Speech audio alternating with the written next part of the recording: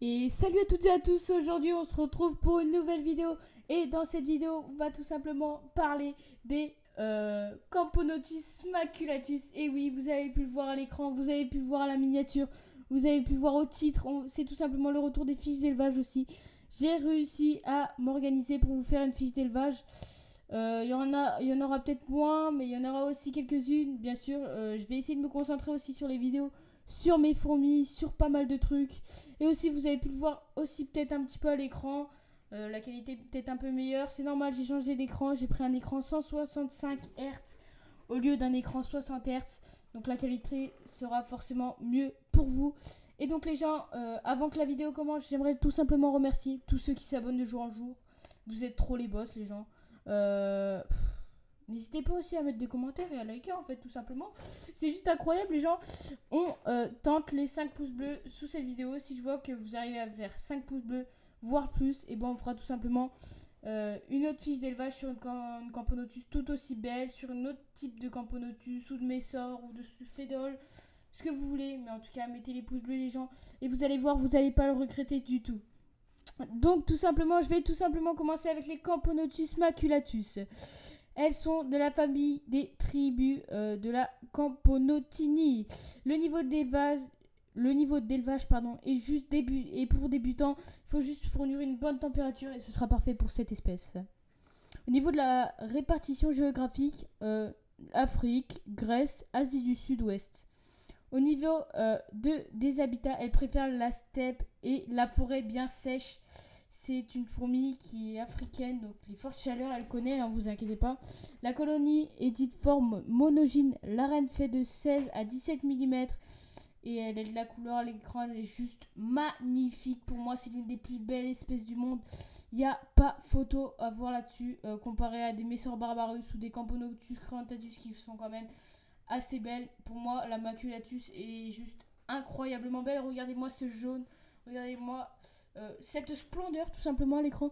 Je pense qu'il n'y a tout simplement pas plus beau, ou alors si vous avez plus beau, tout simplement n'hésitez pas à me le dire tout simplement. J'irai faire des fiches d'élevage. En plus je vous dirai, pour ceux qui ont des maculatus, les majors sont juste magnifiques, ils sont incroyables et ils sont énormes tout de même. Donc la reine fait 16 à 17 mm. Pour comparer, une fourmi d'Europe, c'est à peu près la taille d'une gyne, Camponotus cruentatus si je ne me trompe pas. Les ouvrières font de 6 à 10 mm et sont de tête brun foncé à noir. Le thorax est jaunâtre et jaune brun foncé à noir avec des taches ou des rayures jaunes selon la variété. Vous avez entendu ça, elle est juste magnifique, c'est incroyable. Et il y a plusieurs variétés au niveau de cette espèce. Les majors, la taille fait de 13 à 15 mm et de la même couleur. Donc quand je vous dis que c'est des majors qui sont pas là pour rigoler, bah ils sont pas là pour rigoler, hein, vous inquiétez pas, ils sont énormes juste. C'est impressionnant, ça doit être impressionnant d'avoir dans la vraie vie. Je vais aller en Grèce d'ailleurs bientôt et je pense qu'il y a moyen de vous faire des petits vlogs en regardant un peu les espèces de Grèce que je trouverai et voir si je peux trouver une gyne, pas forcément Camponotus maculatus, mais juste une gyne qui vient de Grèce. Je sais qu'on peut aussi trouver des Camponotus sanctus là-bas. Donc toutes les fourmis que je peux essayer de vous filmer, bah tout sera filmé les gens. Et tout sera bon pour vous, comme ça vous aurez un truc incroyable de Grèce. Au niveau des mâles, ils font 11 mm et sont de couleur jaune à jaune rougeâtre à peu près. C'est ce que je trouve sympa, c'est que les mâles aussi sont colorés, et ça c'est juste incroyable. Au niveau de la nourriture, du miela et des insectes est extrêmement bien pour cette espèce, comme tout type de Camponotus et autres. Au niveau de l'humidité, 30 à 50% pour l'air de chasse et 50 à 60% nid.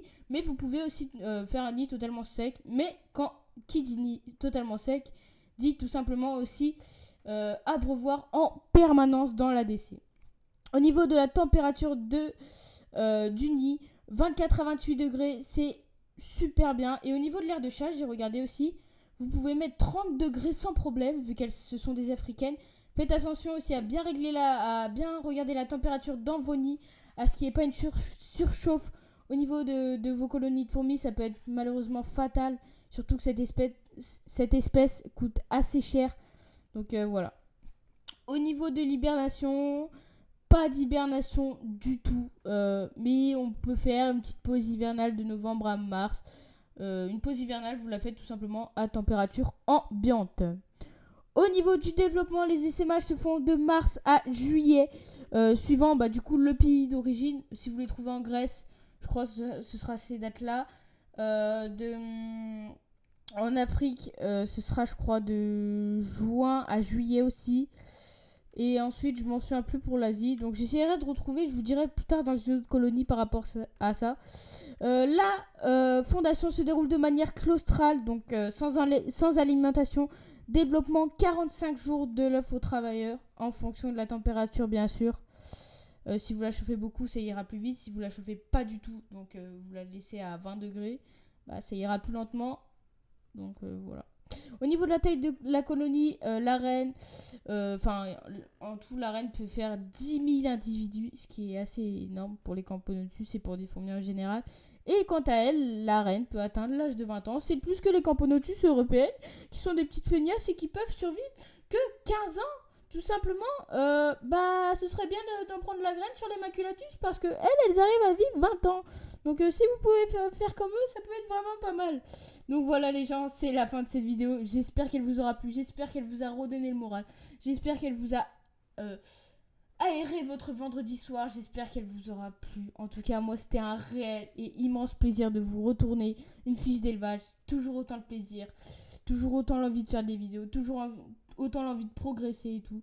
En tout cas les gens, on n'oublie pas, on s'abonne, on like, c'est très important. On tente les 20 abonnés. On tente 20 abonnés à la fin du week-end. Si on peut y arriver, c'est juste incroyable. Donc pour ça, on a besoin de votre force les gens. Donc on n'hésite pas. Si on aime un petit peu la vidéo, tac. Et on s'abonne. Même si on n'aime pas, on peut essayer aussi de s'y intéresser.